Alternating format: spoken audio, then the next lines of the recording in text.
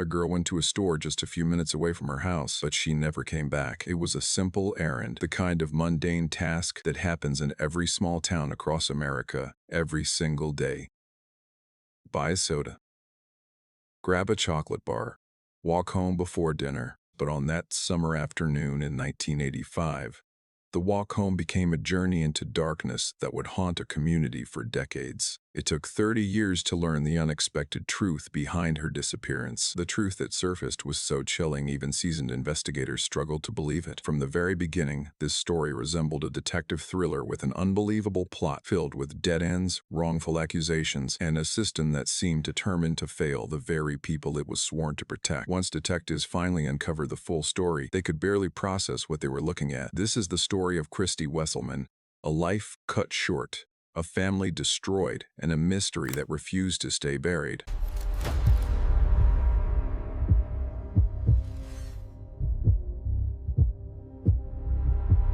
To understand the magnitude of the loss, you have to understand who Christy Wesselman was. She wasn't just a statistic in a cold case file. She was a vibrant, living, breathing human being with dreams, friends, and a future that seemed limitless. Christy was born on April 19, 1970, in Glen Ellen, Illinois. She grew up in a tight-knit community where everyone knew everyone, the kind of place where parents felt safe letting their children roam the neighborhood without constant supervision. It was a simpler time, or at least, that's what everyone believed. Christy was the kind of kid who lit up a room. She was popular, not in the superficial way that high school popularity often entails, but in the genuine way that comes from being kind, reliable, and fun to be around. She was an active student, deeply involved in the life of her school. She wasn't content to just sit in the back of the classroom. She wanted to contribute. She served as the vice president of her class, a role that required leadership, organization, and the respect of her peers. You don't get elected to a position like that by accident. You earn it by showing up, by caring, and by being someone others look up to. Outside of her academic achievements, Christy was an athlete. She played volleyball and softball, sports that require teamwork, discipline, and physical energy. Her parents often watched her from the sidelines, proud of the way she moved across the court, the way she laughed with her teammates after a game. She was competitive, but she was gracious. She understood that winning wasn't everything, but giving your best effort was non-negotiable. These weren't just hobbies. They were the building blocks of her character. They showed a girl who was engaged with life, who had passions, and who was actively building a path toward adulthood. Her family structure was stable. She had parents who loved her, siblings who looked up to her, and a home that was filled with warmth. There were no red flags in her life, no troubled relationships, no dangerous habits. She was 15 years old, standing on the precipice of becoming a young woman. She had plans for the future, though like most 15-year-olds, those plans were still taking shape. She wanted to go to college. She wanted to travel. She wanted to make something of herself. Her character summary phrase, if one were to write it, would be simply this: a bright light in a small town. She was the kind of person who made you believe that good things happen to good people. And that belief, tragically, was about to be shattered. INC 8 Sin. The date was July 21, 1985. It was a Sunday, a day typically reserved for rest, family gatherings, and slow afternoons. The weather in Glen Ellen was warm, typical for an Illinois summer. The sun was high, casting long shadows across the pavement. Christy woke up that morning with no indication that it would be the last day of her life. She went about her routine. She spent time with her family. She talked about her week ahead. There was no tension in the air, no sense of impending doom.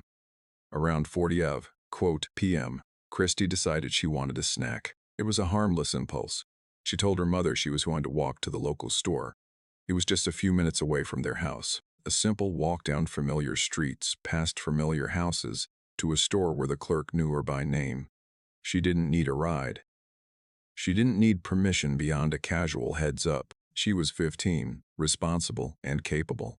She left the house with a few dollars in her pocket, ready to buy a soda and a chocolate bar.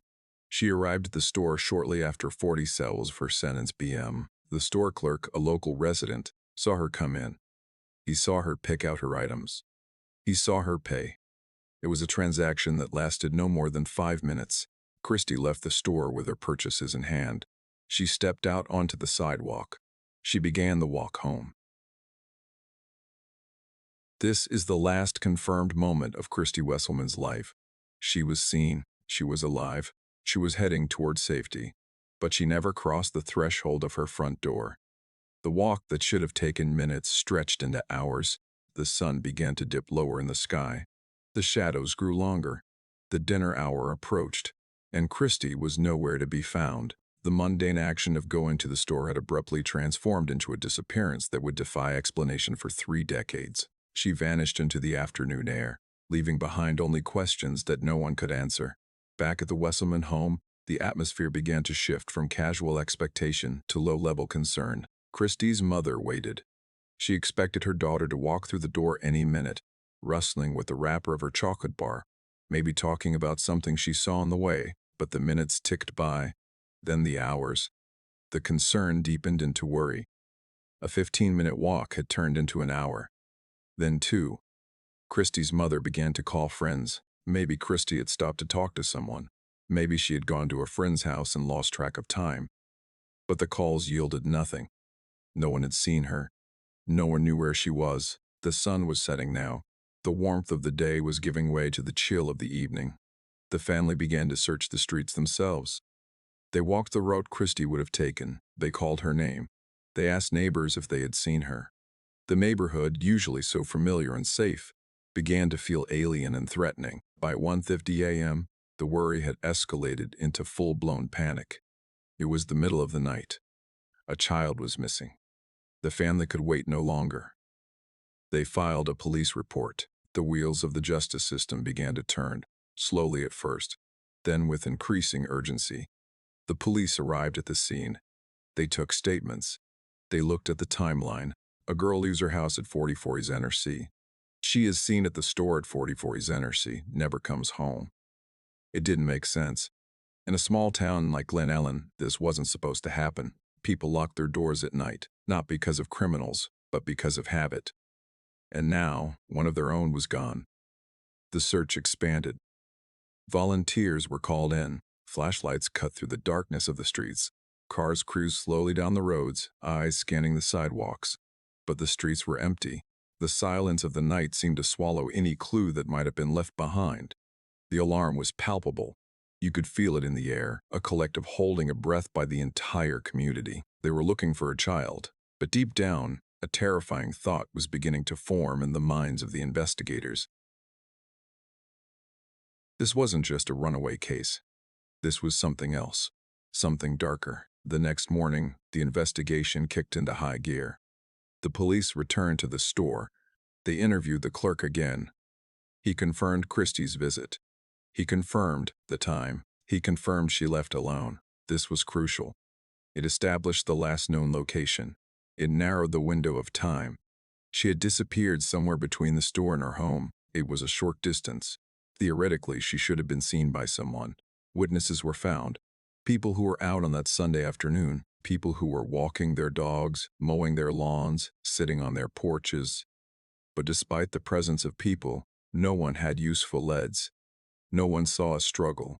No one saw a suspicious vehicle. No one saw Christy after she left the store. It was as if she had evaporated.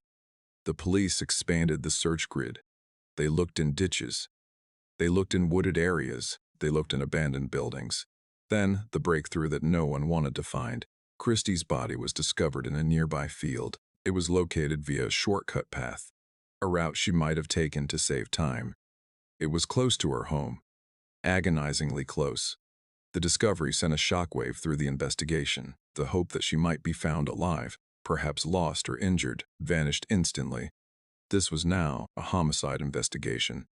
The forensic findings were disturbing. Christy had suffered 8 stab wounds. The violence of the attack was evident. There was also evidence of sexual assault. The crime scene was processed carefully, or as carefully as the technology of the time allowed. Evidence was collected. Samples were taken. DNA was stored, though in 1985, DNA technology was in its infancy. It was not yet a tool that could solve crimes instantly. It was a promise for the future, a seed planted in the hope that one day science would catch up. One detail stood out to the investigators. A pearl ring was missing from Christy's body. It was a personal item, something she wore. Its absence suggested a souvenir taken by the killer, a trophy. This detail would haunt the case files for years. It was a tangible link to the perpetrator, a piece of the puzzle that was missing. The police had a body. They had a crime scene.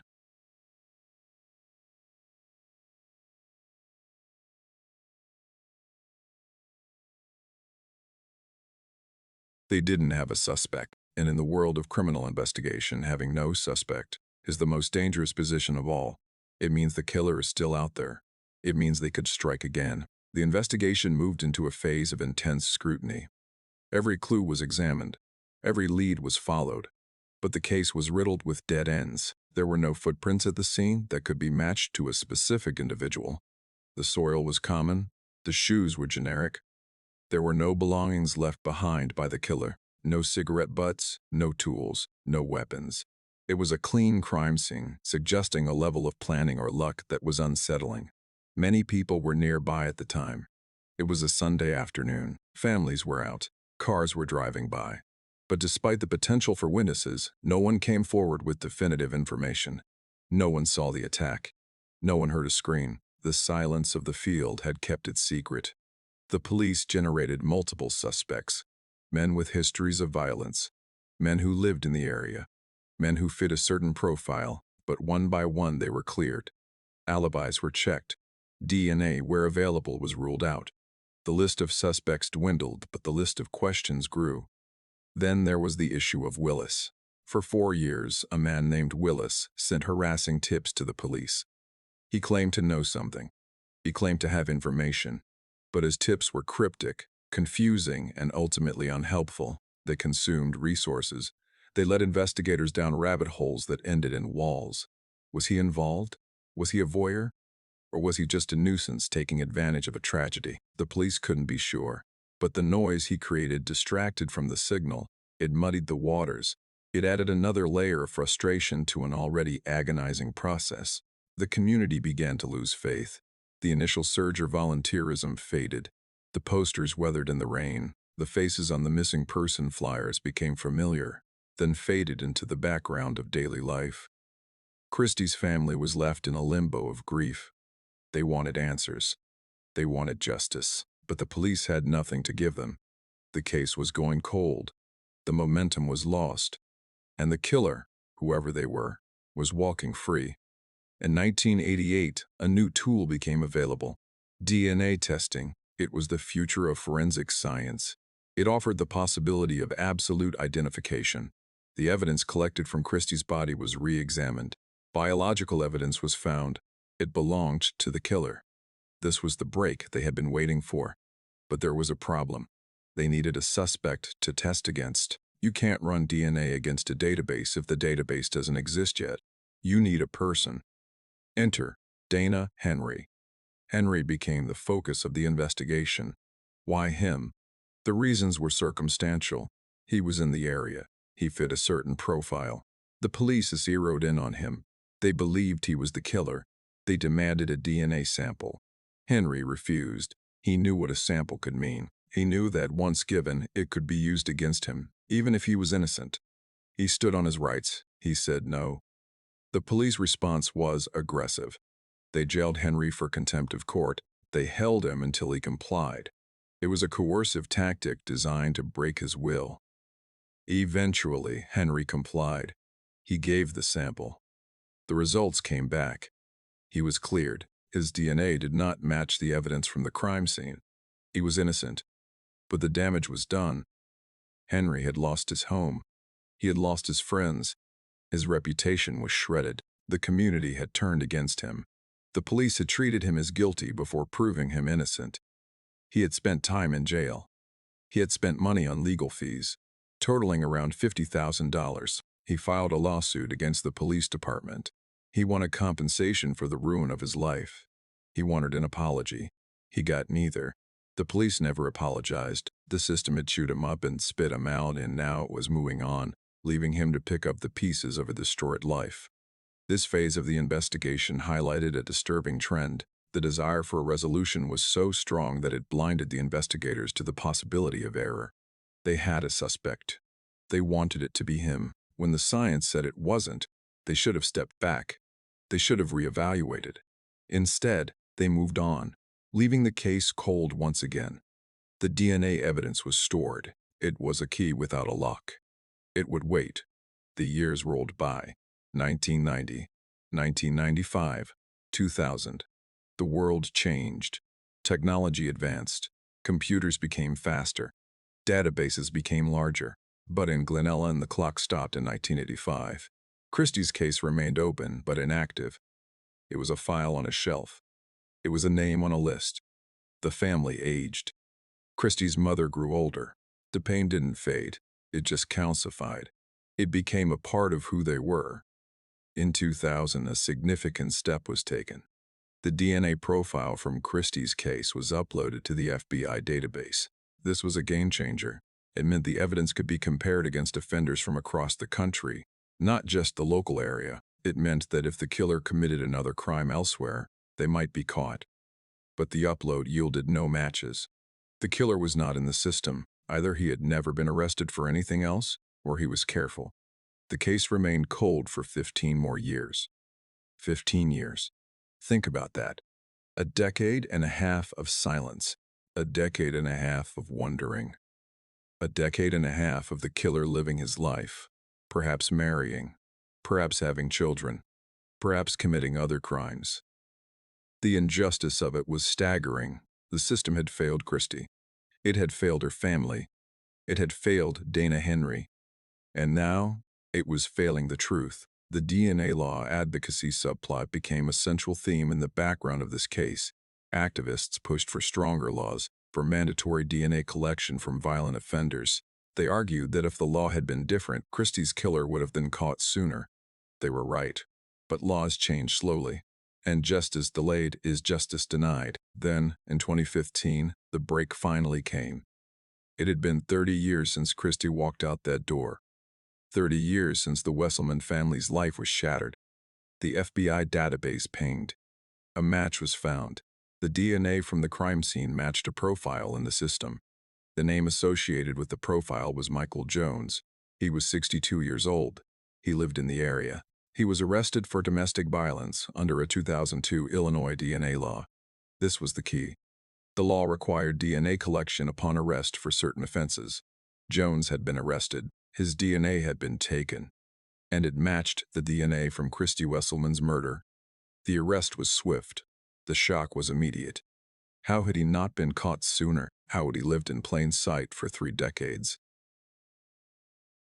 The investigation into Jones's background began.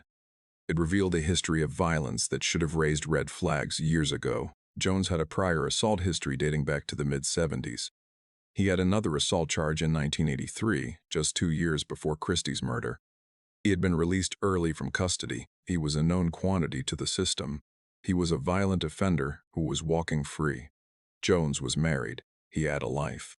But there were darker details. Later in life, he had a restraining order filed against him over his interest in a young relative. This pattern of behavior, this obsession with younger victims, was consistent with the crime against Christy.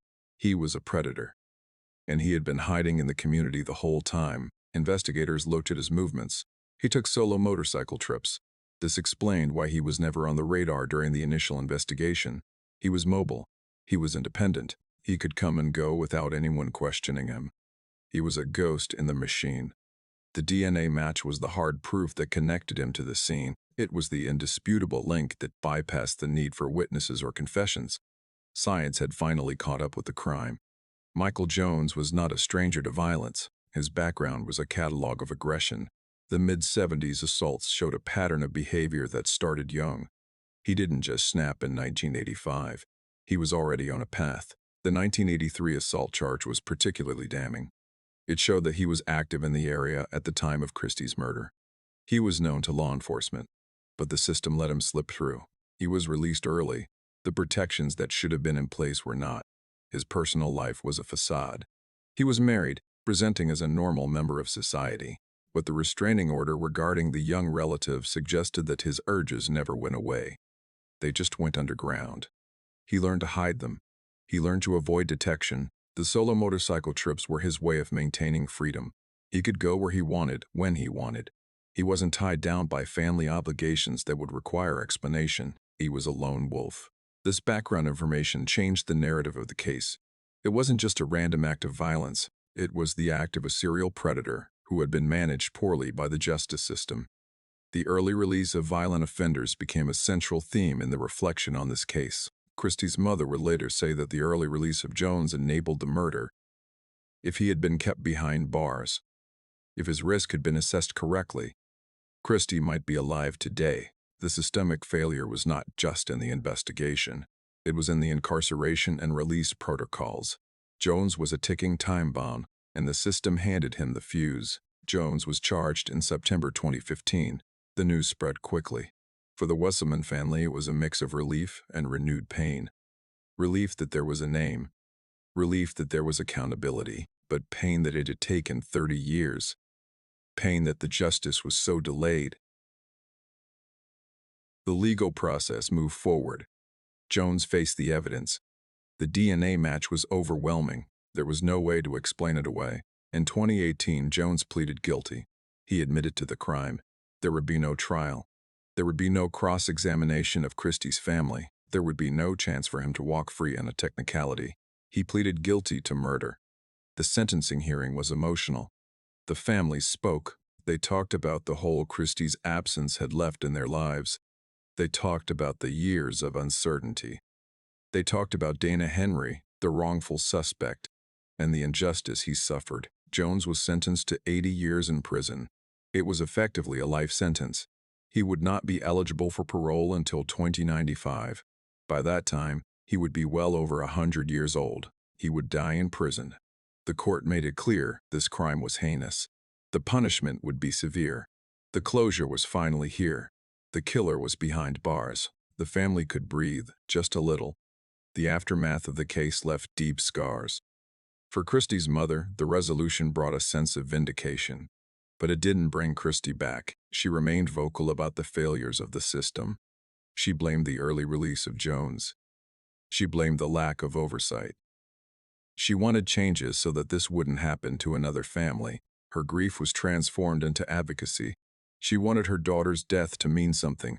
She wanted it to save lives. For Dana Henry, the wrongful suspect, the aftermath was bitter. The accusations had ruined his life. He lost his home. He lost his friends. He lost his financial stability, and despite being cleared by DNA, despite being proven innocent, he never received an apology from the police. No one said sorry. No one took responsibility for the tunnel vision that destroyed him. He filed a lawsuit, but the money couldn't buy back the years. It couldn't buy back the reputation. He lived with the stigma of being a suspect in a child's murder for the rest of his life. This is the hidden cost of wrongful accusations. It's not just the jail time, it's the social death. The case also highlighted the importance of DNA laws. The 2002 Illinois DNA law was the mechanism that finally caught Jones. It was the tool that bridged the gap between 1985 and 2015. Advocates used this case to push for even stronger laws. They argued for universal DNA collection for violent crimes. They argued for faster processing times. They argued for better funding for cold case units. Christy's case became a benchmark. It showed what was possible when science and persistence collided. But there was also a sense of sadness. 30 years, a generation had grown up and grown old while the killer walked free. The community had lived with a secret monster among them. The trust in law enforcement had been eroded. The sense of safety in small-town America had been punctured. The moral commentary on this case is clear. Justice is not guaranteed. It is not automatic. It requires resources. It requires technology. It requires a system that prioritizes truth over convenience. The irony of the case was not lost on observers. The state attorney who pushed the DNA law that caught Jones was from the same county as Christy's case. The tool that solved the crime was forged in the same fire that burned the family. It was a small comfort, but a comfort nonetheless. The system had failed, but it had also corrected itself eventually. As we look back on the story of Christy Wesselman, we are left with a sense of injustice, sadness, and cautious hope. Injustice for Christy, who was taken too soon. Injustice for Dana Henry, who was accused without cause. sadness for the family who waited 3 decades for answers, but hope that the system can learn. Hope that DNA technology will continue to solve cold cases. Hope that no other family has to wait this long. Christy's life was more than her death. She was a vice president. She was an athlete. She was a daughter. She was a friend. She deserved to grow old. She deserved to have children. She deserved to see the world. Instead, she became a case file. But she is not forgotten. Her story is told. Her name is spoken. And our killer is in prison. That is the only victory available. It is small, but is real. The chilling truth of this case is that it could happen anywhere. A walk to the store. A sunny afternoon. A moment of vulnerability. We must remain vigilant. We must support the families of victims. We must demand accountability from our justice system. And we must never stop looking for the truth, no matter how long it takes. Because for the victims, time doesn't matter. Only justice does. Share your thoughts on this story in the comments section. And don't forget to press the like button if you enjoyed my video. Thank you for watching.